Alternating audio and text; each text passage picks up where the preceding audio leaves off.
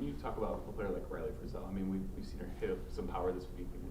What have you seen from her, especially just at the plate, just kind of hitting that way? She is becoming a student of the game, and the more at bats she gets, the better she's going to get, because she's one also that did not get a substantial amount of playing time her first 2 years.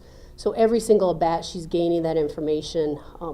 When she hits off of her own pitchers, she has that ability and that eye to give them feedback on what she's seeing out of the hand, how the ball looks.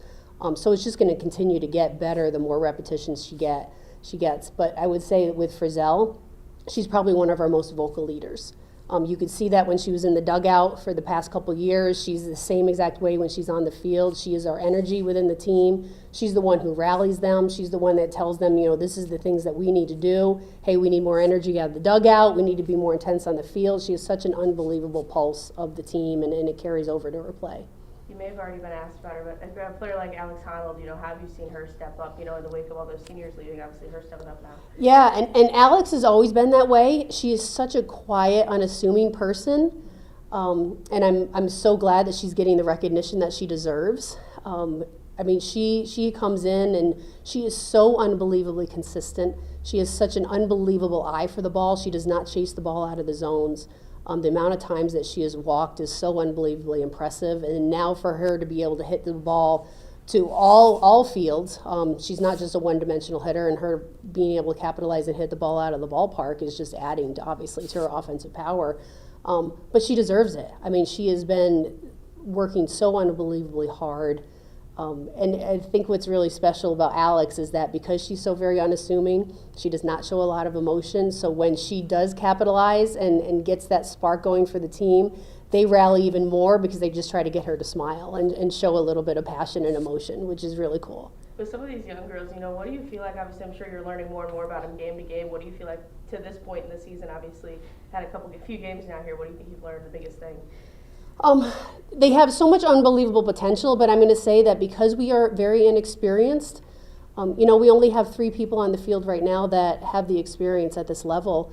We're going to have peaks and valleys. But we're talking about that now. We're expecting it now. We just want those. We don't want those peaks and valleys to be too high and too low. Let's try to make them a little bit more of a rolling hill rather than a very high mountaintop. So when we can recognize that early on in the season that it's going to happen, then we're not shocked when it does happen. We can prepare and we can be able to get back on track a lot faster. The other thing is explaining to them that every single experience we go through, every face of adversity, every time we're in a moment in the game, we have to learn from that. Every single player on the team has to learn from that experience so that when we have it again, we're prepared for it. And that's the information that we're gaining to carry throughout the entire year. And it doesn't matter if you're in that starting lineup or if you're in the dugout, we have to learn from one another so that we're all prepared for when it happens again. Facing some of that top talent that you've seen early, how good is it, I'm sure, for these young players to get that experience so early on? It's great. But again, they don't know what they don't know. And so it's bringing them to their attention on this is the atmosphere, these are the things that you're going to face when you go into SEC play. You're always going to have adversity, you're going to have rain delays, you're going to have umpire calls. So this is how you face that adversity to be able to overcome and just stay focused on what you need to do. Got a couple of top 25 opponents coming up this weekend in Palm Springs. What's your expectation out of the opponents and out of your team?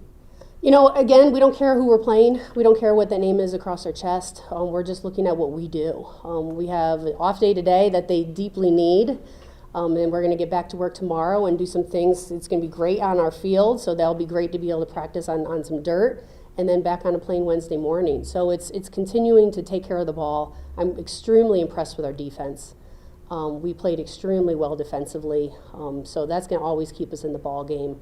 Our pitchers need to continue to learn the craft of pitching and keeping hitters off balance, and sometimes it's okay to throw a ball 1, ball 2 to get them to chase. And then our hitters just need to continue to put the pressure on the offense. But again, it doesn't matter if we're going to be facing Oregon or Long Beach State or whoever we're going to be facing there. We just have to make sure that we're playing Mizzou softball. How is this stretch before you get home? Obviously, you're going road trips every weekend. How good is it to feel, this stadium's going to be packed here pretty soon?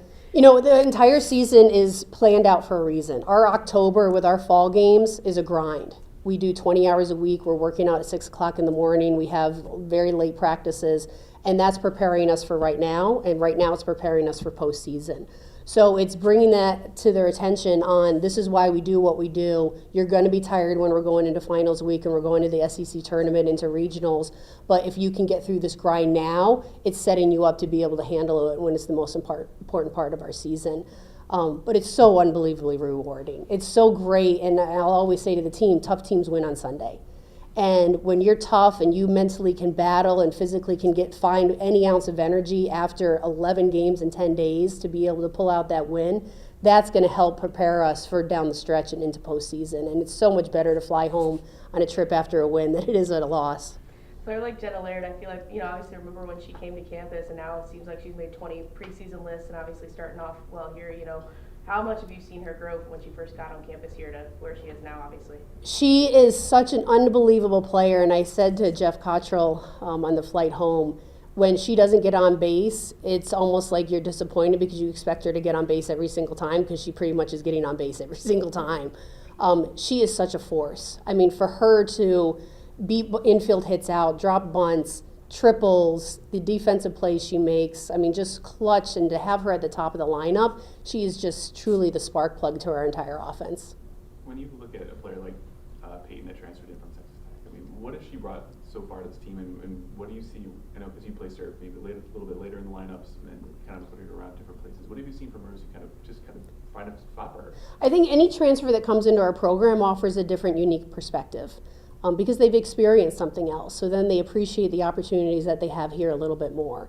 And that's what she brings. When we can have team meetings and very open dialogue, and she can talk about her past experiences and how much she truly is appreciating the opportunity that she has here, it allows all 24 other players to appreciate it a little bit more when they don't even know any different.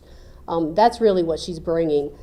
Not only her left-handed stick, she's an unbelievable outfielder, but it's that playing at that level and that experience that she has coming in as a first-year player here, but really a third-year player at Division I.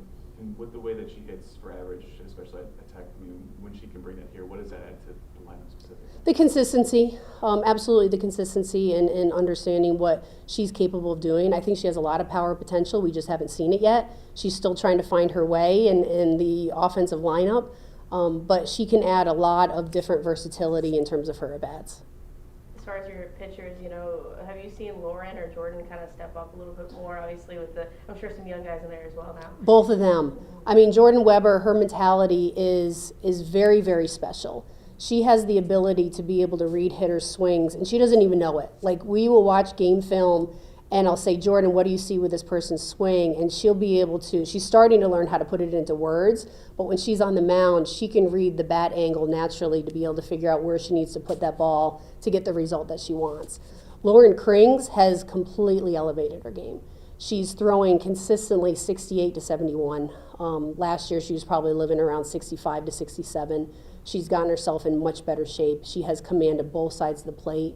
She's added another pitch in her repertoire. So for her to be able to live up and down now in the zone, she always had that dynamic changeup. She knows she's never out of a game. But I would say what is most impressive with Krings yesterday, Pitt was a very, very aggressive team. We went through the lineup 2 times, and the first time we played them, 4 times through the lineup, they swung at the first strike that was thrown to them. Very unbelievably aggressive. And from the 3rd inning on yesterday, I did not call one pitch in the strike zone. We called everything that would be 1 and 2 balls off the borderline, and Krings lived, we call it in the river, lived in the river, and was able to get hitters to swing at those borderline pitches. That's really, really tough to do, and it's tough to trust because pitcher's mentality is always to throw that strike. And Krings trusted the process and was able to get those easier outs rather than putting the ball too much on top of the plate that's going to get hit hard. What kind of work came in the offseason for her that you saw, that led to what you're seeing right now? It starts with getting her body in the best possible shape. Trying to get an athlete to do something that they need to do and their body just can't do it yet and can't do it over a long period of time is tough, and it becomes frustrating for them. So she spent a lot of time this summer training, and even in the winter putting in the time to be able to come in and be able to do things right away. But the other thing is understanding the level that we're playing at and knowing that she can't live on one side of the plate. She has to be able to throw inside and outside consistently because the hitters in this conference will eliminate her best pitch. So how can you still get batters out going to your second and your third best pitch? what have you seen from Sierra Harrison this so far this year, and kind of what's the dynamic with for the freshmen in the starting pitching room with like Krings and Weber, the veterans? So Sierra started off unbelievably strong, dominated her first two opponents, dominated Fordham, which was a perfect setup. And then I intentionally put her in against UCF because here you have a top 25 team. And there she experienced for the first time playing a top 25 team, and the ball hit pretty hard. So gaining that information, and was able to put her in having a cushion that we could withstand her getting hit a little bit.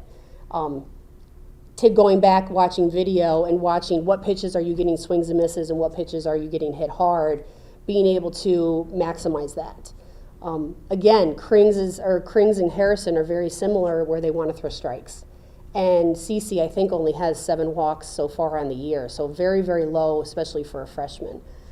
Getting her to feel okay that it's okay to throw a ball, and getting them to chase borderline pitches and balls that are out of the zone. So it's just, again, putting her in those situations against some of the best hitters to be able to learn from that to continue to grow, because we're going to need her. I think what's really special about Harrison is that I call it the it factor. She's that type of player that she knows when the ball comes out of her hand if she's going to get them or not. And you can see by her body language that she's already starting to run off the field because she knows it's such a quality pitch. I can't coach that. That's pretty special talent that she has. When you talk about that coaching aspect of it too, considering where you guys started last year, obviously with a much different team, a different makeup compared to now, what's the difference like coaching-wise for you and also the staff? I think we're more of a team. We're not relying on one person to get the job done. And I think that's what the difference is. I mean, Brooke Wilmus and Kim Wirt, and they were phenomenal, unbelievable players. And sometimes when you're relying so much on one person produce, it puts a lot of pressure on them and the players waiting for them to get the job done. We truly are a team right now. We're built like a team. I can move anybody in the lineup. I can rely on anybody, and we don't have to rely on one person to get the job done. We know we have to do it together. And that's really the difference that I'm seeing and that I feel, that they're all in it together. It doesn't matter if you're a pitcher, catcher, outfielder, or infielder. They appreciate each other a lot more and appreciate the time that they're putting in and the work that they're doing to help contribute to the success of the team. As far as that team, do you feel like it's building a new identity like game by game, or do you think that was kind of built in the offseason before this year started? I think it's continuing to grow. I mean, it started in the off season and in the fall on what do you want this team to be. They want this team, and one of their mottos is going to be never go alone. And that's what they've been saying to each other. Like, if you're going to go to the field and take reps, don't go alone. If you're going to go in for extra work, don't go alone. Bring someone with you. And that's really the motto that they've been together. Because, again, they can't do it alone. And I think that's really special that they established that. It's under our own umbrella, but they established that within the culture of the program to know that they can't do it alone.